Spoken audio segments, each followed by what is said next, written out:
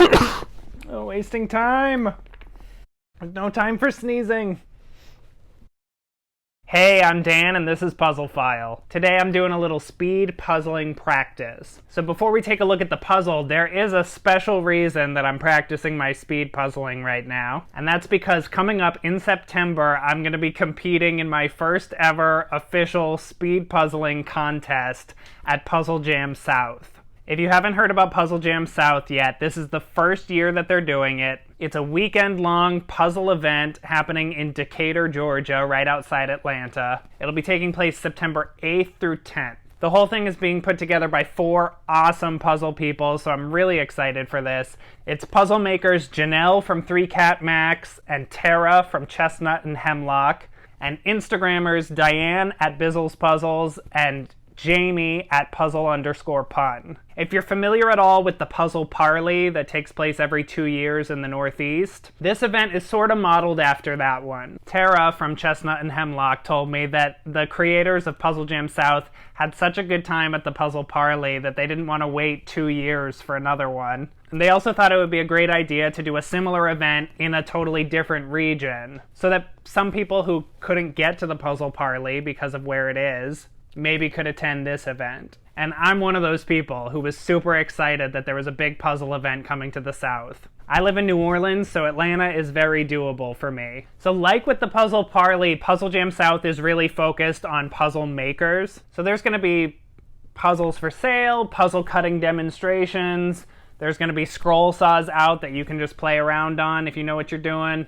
Unfortunately, both of the scroll saw cutting workshops have already sold out, so if you don't have a ticket to that already, you're not getting in. But there's going to be lots of opportunities for puzzle building and puzzle play and learning about puzzles and Ask Me Anything breakout groups with puzzle makers. The whole thing ends with some kind of big surprise event on Sunday that they've been saying don't leave early because you don't want to miss this surprise event. So if you're in the American South, or if you can get here in September, come to Puzzle Jam South. I'm going to be there. I would love to meet some of you all while I'm there. And that's really the point of the whole thing, is to get together with other puzzle people, make some new friends, or meet some friends in person that you'd only talk to online. I'm going to link to their website down in the description so you can get more information. But as for the speed puzzling, they're doing one speed puzzling contest. It's for pairs. So I'm teaming up with one of my favorite puzzle Instagrammers, Joyce, at Joyce Puzzles. If you don't know her, check her out. She's awesome. And I told her I'm not a speed puzzler and we're not going to win. So our expectations are low, but we are just going to have fun. But I am going to be practicing between now and then so I can make the best showing possible. So not much has been announced by Puzzle Jam South about the speed puzzling contest.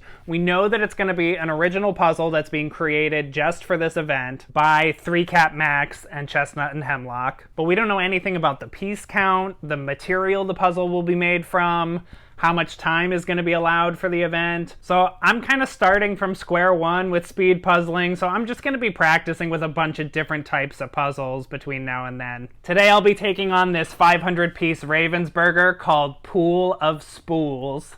It's all spools of thread. I got this at a thrift store for $2. I'm trying to kind of go easy on myself. This is a pretty easy image with all this color separation. Now, at the World Jigsaw Puzzle Championship, they use 500-piece Ravensburger puzzles for the individual speed puzzling competition. And in that contest, you time out at 90 minutes. If it takes you longer than that, you don't get to finish. So that's going to be my goal today. I'm hoping I can get this done in under 90 minutes. I really don't know. I have a little bit of a strategy that I'm starting to form for this, but I don't want to spend too long looking at the puzzle image before I dive into it. So let's get started, and I'll just try to explain what I'm doing as I go through it. Okay. This is a thrift store puzzle, so I'm not exactly sure that all the pieces are here. I'm starting to just group like colors.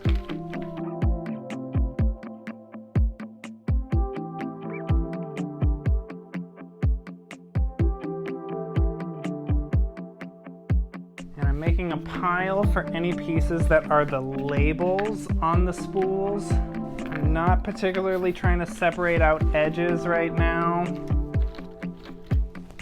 I don't know if that's smart or not.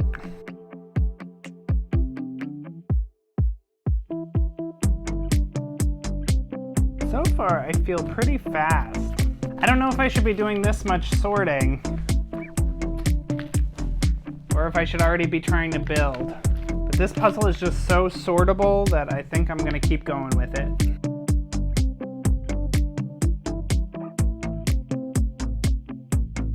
A lot of green and a lot of red, so I'm probably gonna save those for later. There's only this one little bit of yellow, and there's some distinct blue tones, and this one little area of hot pink, so those are probably where I'm gonna try to start.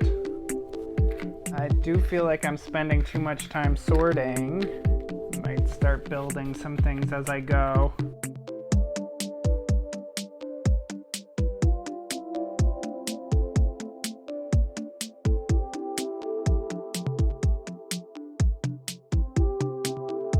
I think I'm sort of abandoning the sorting for the moment, and I want to try to get this yellow, pink, and sort of this this particular blue section over here.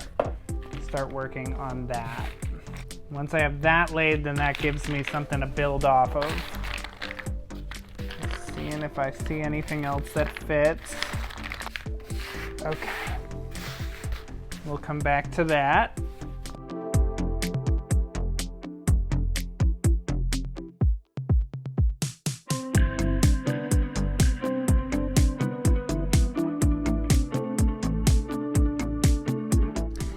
Easy to separate the spools from each other, but within the spool of yarn, these pieces are a little hard to place.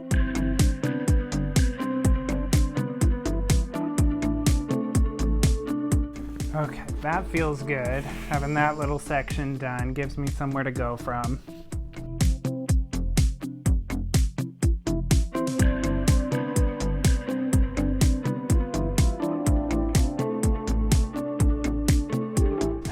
To use both hands.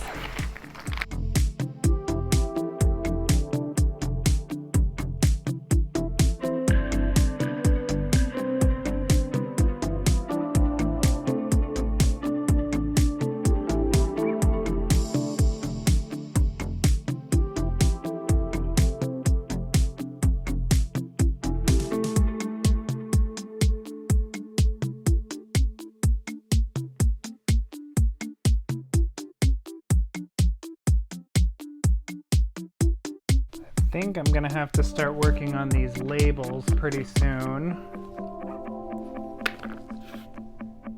I might try to do the purple first. I'm afraid that I've made a mistake by sorting all the labels into this big pile, because now I'm gonna have to sort that pile again. Like I'm doing that task twice. That is something that I do in my regular puzzling, but I think it's not a good speed strategy. Okay, I'm 35 minutes in and I now have everything turned up.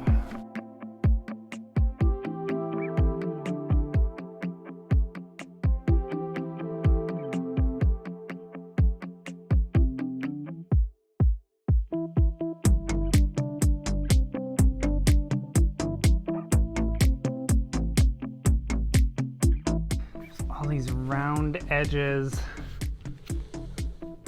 Round edges are very tricky.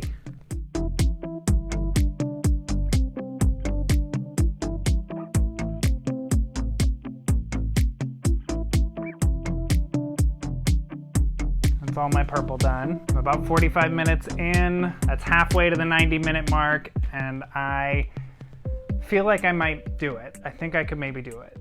I had a problem with the overhead camera, so I had to pause and change things around. This is the only camera now. Here we go. As I said, now I have to sort these label pieces a second time. There are 5 labels in the picture, and 2 of them look the same.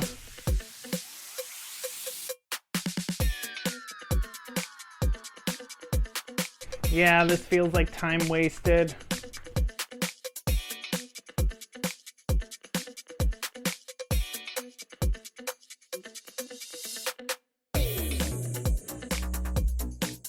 Okay, the labels are all sorted.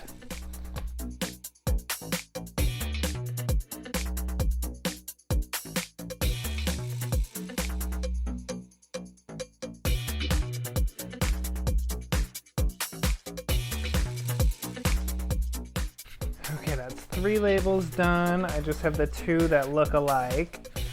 But I realized I've got myself so programmed not to look at the box. I need to give myself permission to look at the picture as often as I need to. I was struggling for a little while to put the words in order on this label because I didn't know what the label said, but all I needed to do was look at the box, see how the letters were oriented, and it helped me get everything in there really quickly.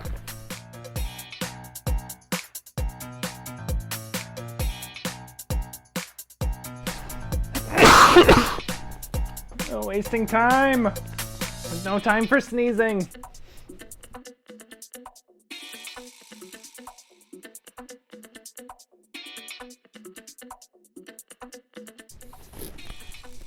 Oh, it's like an hour and 10 minutes. I don't have too much time left to make my goal. We'll see, we've got a lot done.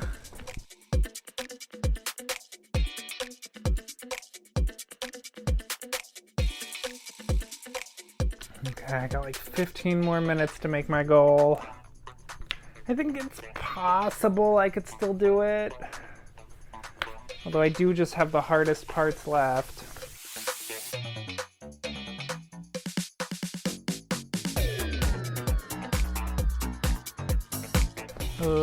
I got 5 more minutes and I really feel like I'm going slow now. This is not gonna happen.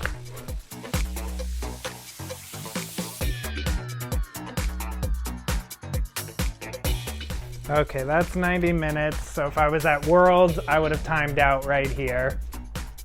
I'm pretty close. I'm not that close. Let me keep going, we'll see how much longer it takes.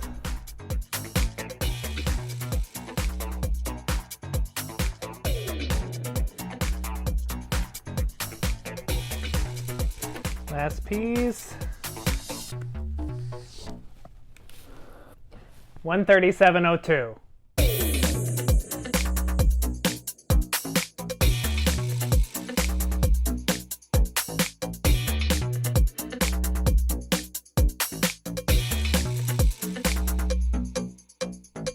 So I was just a little slower than my 90-minute goal. My final time was 1 hour, 37 minutes, and 2 seconds.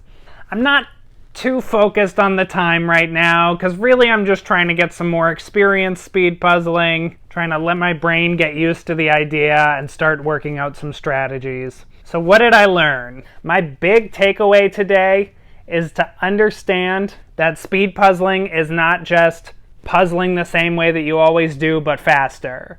I think for me to really start to speed up, I'm going to need some different techniques and strategies. So for example, I did a bunch of sorting up front. I think for this puzzle that made sense to start sorting out those colors into piles. But where I made a big mistake was I sorted a bunch of things into a pile that I knew I was going to have to sort through again later. So all of those pieces had to be picked up and considered twice. So I'm talking about that big pile of all of the spool labels that I sorted them all together and then I had to sort them all into their separate labels. I don't think that I should have sorted out all the separate labels from the start.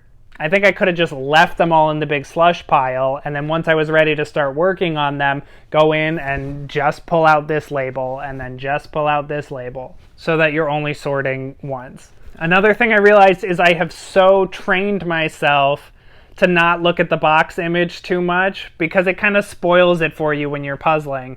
I want to figure out the image on my own. I want to be surprised by it as I go through it. And so out of habit, I was not really looking at the box image that much, and that became really noticeable when I was doing the spool labels, which had writing on them, and I had no idea what the writing said. And that's something I would normally do when I'm puzzling for fun, is leave that as a surprise. I got halfway through that first label and I realized, oh my gosh, just read the label off the box so you know what letters you're looking for. And it went a lot faster from there. So that's a couple big lessons learned. One thing that I feel like I got right was sort of the order that I did the image in, that I tried to start from scarcity. I worked on colors that there was not a lot of, so that by the time I got to the 3 red spools, which was the last thing I did, there was a lot more built up around it that helps me put in the pieces. So I feel like I picked a good, logical, step-by-step order to go through the image. Oh, one more big lesson that I kept forgetting. Keep both hands on the table. I just kept getting too relaxed and enjoying the puzzle, which this is a really fun puzzle. It's great. but I need to try to keep both hands engaged all the time. So those are a few things that I learned. I know I have a lot more to learn about speed puzzling. I've got less than 2 months to practice for Puzzle Jam South, so you might see another video like this before then. For now, I'm gonna get back to slow puzzling, and I'll catch you all next time.